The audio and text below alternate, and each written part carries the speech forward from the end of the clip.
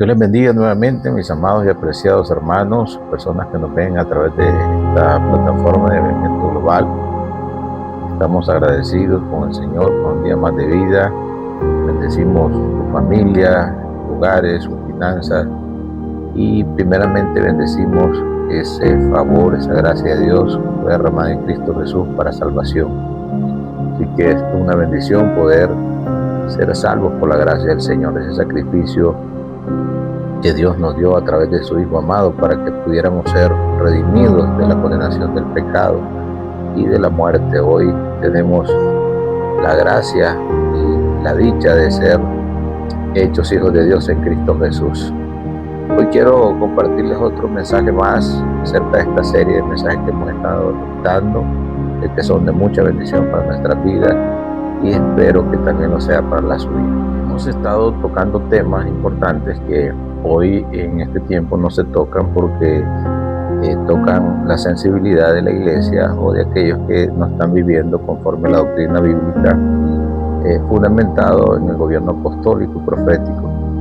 Pero quiero compartir una palabra basada en el Evangelio de Mateo, donde el gobierno apostólico hace énfasis, ¿verdad?, en dar una muestra de lo que Jesús vino haciendo cuando vino a manifestarse en carne en esta tierra, y lo primero que hizo él fue traer orden al esquema de la casa de Dios. Hoy quiero basarme en el libro de Mateo 21, del 12 al 13, donde dice la palabra: y entró Jesús en el templo de Dios y echó fuera a todos los que vendían y compraban en el templo, y volcó las mesas de los cambistas y las sillas de los que vendían palomas, y les dijo: escrito está, mi casa, casa de oración será llamada, mas vosotros la habéis hecho cueva de ladrones. Notemos en este versículo, amados, un enfoque central en esta acción. Dios envía a su Hijo a ordenar y poner el fundamento de su reino en el lugar correcto. Pero observemos que Jesús no confronta los pecadores afuera, Él confronta los comerciantes dentro del templo. Estas personas no eran ateas, eran personas que conocían bien la palabra del Señor, eran religiosos, era gente que adoraba al Señor, pero que habían mezclado la gracia y el favor de Dios con el comercio, ofreciendo favores a cambio de lo que ellos hacían o redimiendo los pecados de la gente a través del comercio. En pocas palabras, mis amados hermanos, estos eran hombres que mezclaron lo espiritual con el interés económico. ¿Dónde está el problema en esta situación? Era convertir un lugar de encuentro con Dios en un sistema de negocio. Hoy miramos que la iglesia no se está viendo como un lugar donde se predica bajo la gracia y se habla de la santidad, que es un principio fundamental para que nosotros tengamos un encuentro con el Señor, sino que en ese tiempo también se mostraba la corrupción espiritual, como en este tiempo. Habían altares convertidos en plataformas, los milagros eran condicionados y la fe era manipulada a través del dinero.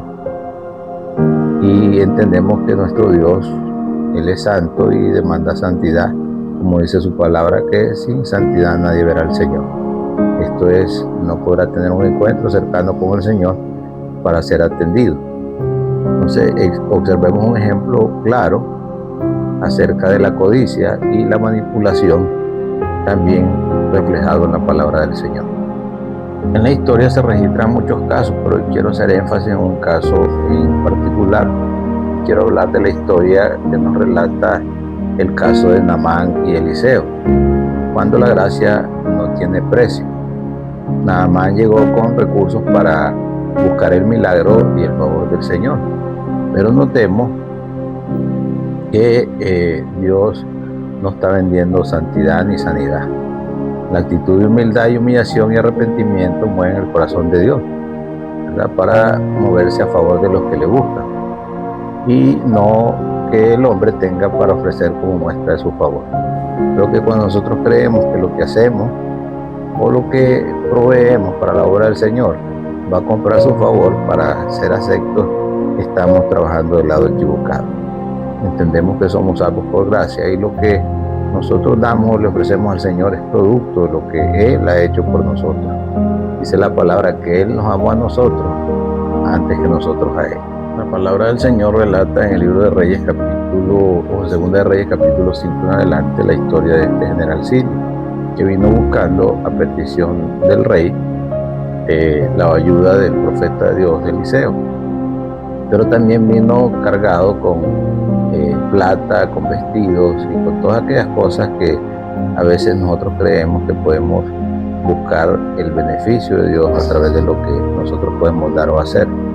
Pero Dios demanda santidad y que nos sumerjamos en la profundidad de su palabra. Cuando Naamán llega a visitar a Eliseo no sale de la casa, sino que manda a su siervo y le dice mi señor que debes sumergirte en el río 7 veces. Y a veces hacemos o pensamos qué significa esto. Creo que sumergirse tiene que ver con profundizarse, ¿verdad?, en el contenido. Y yo creo que nosotros debemos escudriñar las Escrituras los 7 días a la semana y buscar al Señor con pasión y devoción para que nosotros podamos ser limpios del pecado. Hay un llamado a una búsqueda diaria de la voluntad de Dios a través de su palabra y mostrar un acto de arrepentimiento que representa el bautismo o la sumergión en las aguas. Eso es reconocer el cambio que necesita nuestra vida para tener una actitud correcta delante de nuestro Dios. Observamos a través de este relato, amados, que siempre habrá hombres que por servir o mantener su puesto serán tentados a la corrupción espiritual. Y yo creo que es importante que nos examinemos. Quiero seguir leyendo el relato en el capítulo 5, versículo 15 de Segunda de Reyes. Dice la palabra: y volvió el varón de Dios, él y toda su compañía, y se puso delante de él y dijo: he aquí, ahora conozco que no hay Dios en toda la tierra, sino en Israel. Te ruego que recibas algún presente de tu siervo. Mas él dijo: vive Jehová, en cuya presencia estoy, que no lo aceptaré. Y le instaba que aceptara alguna cosa, pero él no quiso. Eliseo entendía algo que muchos hoy han olvidado, que la gracia no se cobra y el milagro no era una transacción. Aunque Naamán había sido limpio de su lepra, él quería tener un beneficio, dar un beneficio a cambio de lo que había recibido. Así que esta fue una manifestación del poder de Dios y de un principio que lo sustenta a él, que la gracia de Dios se recibe gratuitamente, ¿verdad? Lo que Dios hace por gracia, el hombre no tiene ningún derecho a ponerle precio. Pero en este relato observamos que el siervo de Eliseo, Giezi, es la clara evidencia, un ejemplo claro de un altar contaminado por la codicia. Cuando el corazón es tentado a la codicia, entonces nosotros empezamos a manifestarlo a través de nuestras acciones. Y la lepra de la persona que codicia también es transmitida que el que la promueve. Giezi estaba cerca del profeta, pero lejos del corazón de Dios. ¿Cuál era la raíz? Como dice la palabra, raíz de todos los males es el amor al dinero. Esto fue una decisión interna de un corazón inclinado a la codicia. Primera de Timoteo, recalco, dice: porque la raíz de todos los males es el amor al dinero, codiciando algunos se extraviaron de la fe. Entonces leamos también que la palabra nos revela de la actitud de un hombre que se desvía de este principio de la gracia. Segunda de Reyes 5:20 relata sobre un espíritu que inclina el corazón a la codicia. Dice la palabra: entonces Giezi, criado de Eliseo, el varón de Dios, dijo entre sí: he aquí mi señor estorbó a este sirio Naamán, no tomando de su mano las cosas que había traído. Vive Jehová, que correré yo tras él y tomaré de él alguna cosa. ¿Qué miramos aquí? Aquí nace el mercader. ¿Dónde nace el mercader? Cuando nosotros, a través de la codicia, intentamos hacer algo o incitar a alguien a hacer algo que Dios no ha dicho. Amados hermanos, veamos que lo que Dios rechazó, el hombre siempre lo desea. Aunque Jesús fue tentado por Satanás en el desierto y este viajero siempre visita tus pensamientos, de la misma manera lo seguirá haciendo constantemente. Pero aquí miramos una manipulación espiritual. En el versículo 22 dice: y él dijo: bien, mi Señor me envía a decirte, He aquí, vinieron a mí a esta hora del monte de Efraín los jóvenes de los hijos de los profetas. Te ruego que les des un talento de plata y 2 vestidos nuevos.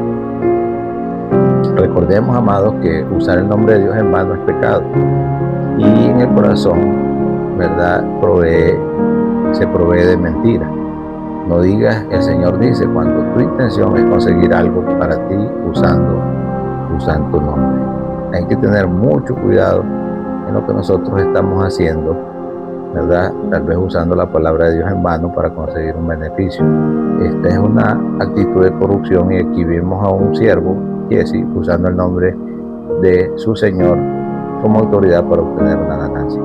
Recordemos, amados, que usar el nombre de Dios en vano es prostituir lo espiritual, ¿verdad? Y yo creo que debemos tener temor, debemos ser conscientes de nuestras actitudes y examinarnos. La apariencia engañosa es cuando un siervo cree que puede engañar a su Señor sin darse cuenta que Él ya sabe lo que Él está haciendo.